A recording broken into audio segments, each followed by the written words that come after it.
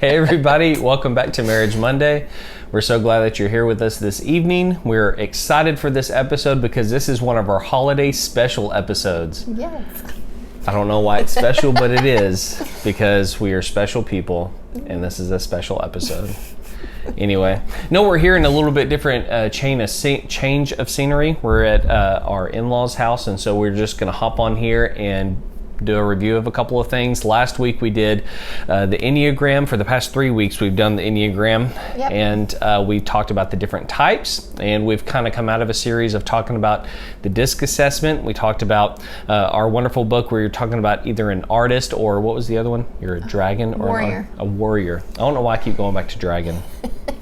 But anyway, you're a warrior or an artist. I'm a dragon? When I think of a warrior, I think of a dragon. Okay.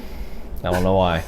Anyway, and then we just went through the 9 types. I hope you were able to check out the music that we talked about last week, where you're able to listen to a song that's about your type, and so it was really good. Anyway, coming out of that into the holiday season, we just finished up with Thanksgiving. We're going into Christmas, and then we have New Year's, and this whole time of year seems to be jumbled with a ton of stuff, yes. like a lot of things to do on your to-do list. Mm-hmm. Would you agree? Yes, I would agree. Okay, just making sure.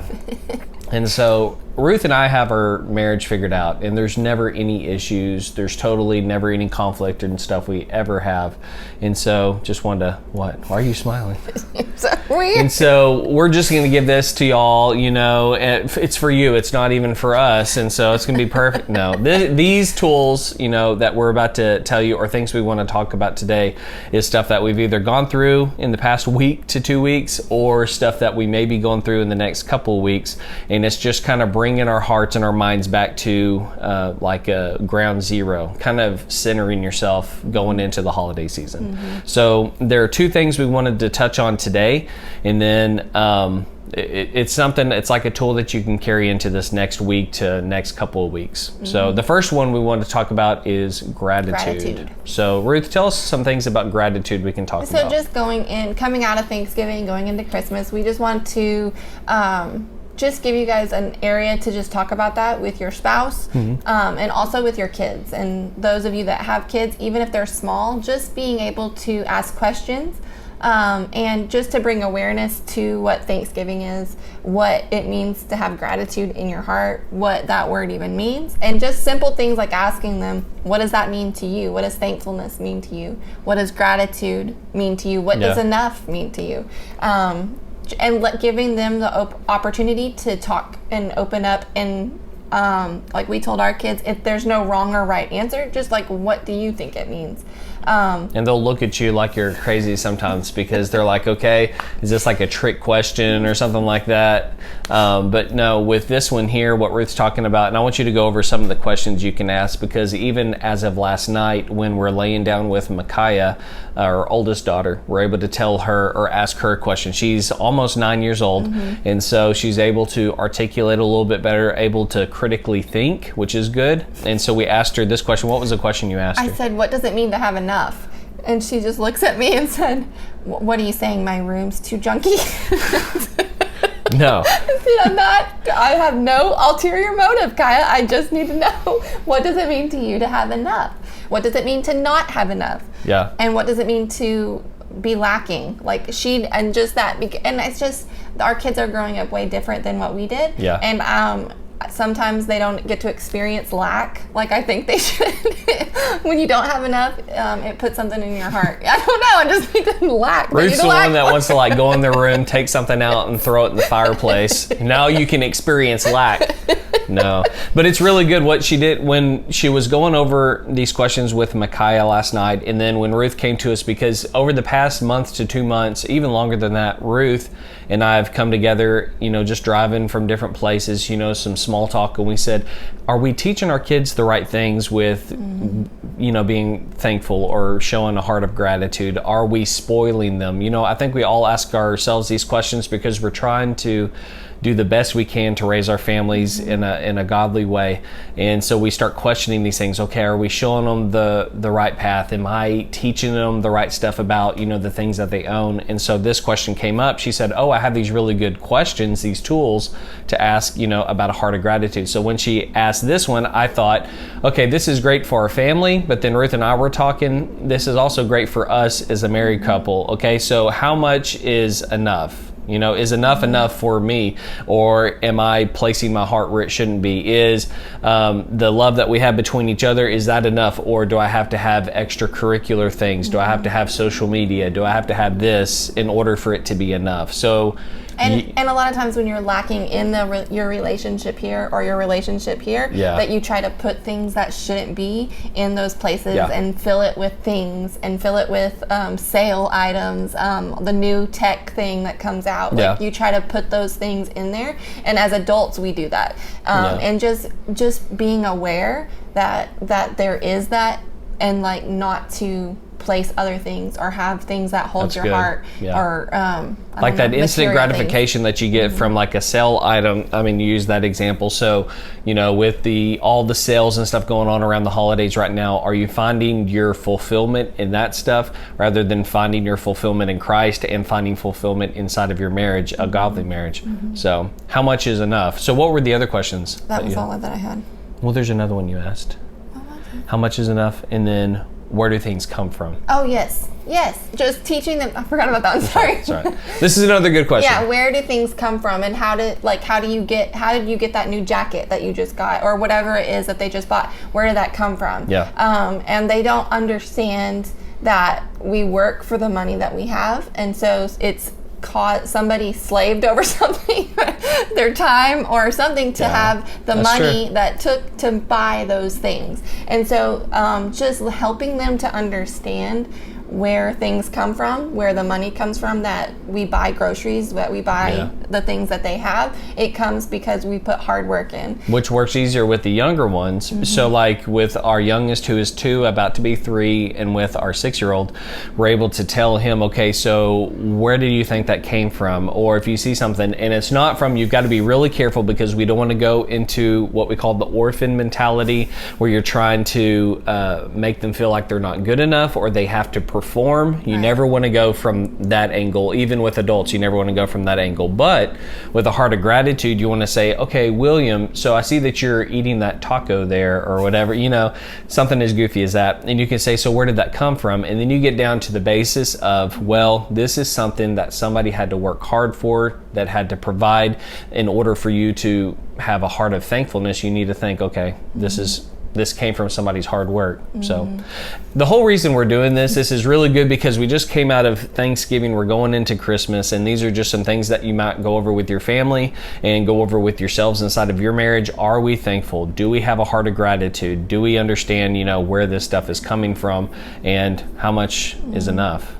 So, all right, so that was the first thing we wanted to cover today. Second thing, go for it. It's just time management. So the holidays can bring on a lot of stress with families. You have a lot of intertwining with, you're seeing people that you don't normally see on a daily basis, distant cousins and things like that. And just having the proper boundaries going into that you and your husband are talking, and that you're on the same level, and have the same expectation going through the holiday season, and coming to a common ground that let's do this. If things are stressful, if things aren't working, and there's a lot of clashing, and your kids are throwing fits at the end of the day because they've been to so many houses, just being able to kind of regroup for Christmas, and then for the next years coming, to create things that aren't going to be as stressful, that you have those boundaries that help with your family, if that makes sense. And go ahead. Well, I was going to say, it's not about, you really need to slow down during this time talking about time management, because it's not about the money you're making. It's not about the money that you're pouring into whatever activity that you're doing. I'm sorry, my phone is going off. But it's all about creating memories. Ruth had said this. She said it's about creating an experience for your children. It's about creating an experience with your spouse. So it's not about, can I buy them a $500, watch or whatever like that. Right. Is $500 a lot for a watch? Yeah. $1,000 watch. a $20 watch. Yes, it could be anything. It's not about, and that just came from, I don't want my kids, they were the first grandchildren on both sides, and I just don't want them to have an explosion of things that I want them to experience life. I want them to have gratitude. I want them to have thankfulness in their heart. And so that came from like, let's create experiences for our family and not just presents. And so that's what we've done this year, is just kind of gotten away from material things and been, okay, kids, like, this is what we're doing. We're going to go on this trip, and this is one of your Christmas presents, and just helping them to understand that it's not a bunch of huge presents under the tree, but it is also family time and having things that mean things, that's going to last longer in their memory than having everything their heart ever desired. So. And teaching them to slow down. So the time management, I know we keep going back and forth from like your children to spouse and whatever. If you don't even have children yet, it's the same thing. Or if you're not even married yet and you're watching this video, time management is so crucial, and making sure you make the most of your quality time, not just having quantity of time. And that was one of the hardest lessons for me to learn with my job, career, everything like that, because I was always about how much in quantity can I spend with family and children and things like that. And those things are good, but how much of that time is actually quality, and how much are you making life experiences and memories and things like that with your children? And I'll reiterate it again, it's not about finances, it's not about the money, it's about, are you spending time, and are you like in a place like Pastor Jonathan has said, are you in a place of like wholeness and wellness? Are you in a place where you feel like you are in tune with your family, that you're actually doing these things with your family? I apologize, we're gonna take my phone on my holiday. This is my brother-in-law, so can you please stop texting me during the recording? I apologize. Anyway, so the main thing with this one with time management is enjoy the season, and don't feel like you have to perform. Don't feel like you have to spend a bunch of money. Right. Just be yourself. Be with your spouse. Make these memories and make them count. So what other stuff do you want to do? That's it. And just like he's saying, with things that don't cost a lot of money, like, you can be creative. You can do family movie nights where you make the kids make hot cocoa, or you make hot cocoa with your spouse. There are all types of things that you can do during the holidays where you aren't having to spend a bunch of money. And money can be stressful during this time as well. And just being able to communicate with your spouse, I think setting boundaries again is a great tool to have right through this area. So a couple of, we could throw out some ideas if you want to during this time. Let's do 3 of them. So, okay, I'll give one, you give one, I'll give one, you give one. We'll do 4. All right, so a fun 2. I've already given 2. Well, things that don't cost money, that make memories, that will help you through this holiday season. One could be, because it's so nice and cool outside, even though it rained, a little bit this week, but you could go outside and lay in your yard and look at the stars and try and do shapes and stuff like that with your children. Now, if you don't have children, go outside with your spouse and still do shapes and stuff and things that you can find, and then maybe you'll snag a kiss or 2 underneath the stars. I'm just saying, it may be romantic. Ruth, come on. Yeah. Okay, well, I want to watch these laughing. You don't want to go look at stars? Yes, I'll go look at the stars. Okay. Well, you said it on video. I won't do it. Anyway. Okay, what's yours, Ruth? My favorite thing to do in the holiday season is to go look at Christmas lights. That doesn't really take any money except for some gas. And walk or drive around. And our environment, Ruth. Yes. I'm joking. Anyway, so drive around Christmas and lights. looking at Christmas lights. And we even like to do that with our kids. They love to do that. And we also do which it does cost a little bit, is the, what is that? Athens has a light. Yes, the Land of show. Lights. And then they also have one in Lindale that's fairly really cheap, cute. and it has a little Santa house. Unless you don't believe in Santa, then don't go to that. But that's my favorite thing around this time, is just to go see all the pretty lights. So we're just doing 2, or can I do another one? You can do another one. Okay. I was going to encourage you, turn off all of your electronic devices, like phones, TVs, everything like that, and you could sit down and read a book together, especially before bedtime, or you can just play around and make up a game if you want to, because we've made up tons of games. Yeah. And one of the other things we've done before with the kids is just making a Christmas present instead of going and buying something with them. They can't afford anything because they don't have any money, but just to use their imagination and make a Christmas present. And so that's probably one of my favorite ones, was when my kids were little and they made me things and put it under the tree and wrote my little name on it in their little handwriting. Those are most precious to me. So yeah. So you're saying this year I can make you a present? Sure. You can write my name on it. Yes. Budget 2020. All right. Well, I didn't have anything else today. We can do our growth moment if you're ready, unless you have anything else. Nope. All right. So, growth moment for this week is to slow down. Yes. Take your time, whether you have children or you don't have children, if it's just you and your spouse, or if you're single, it's okay.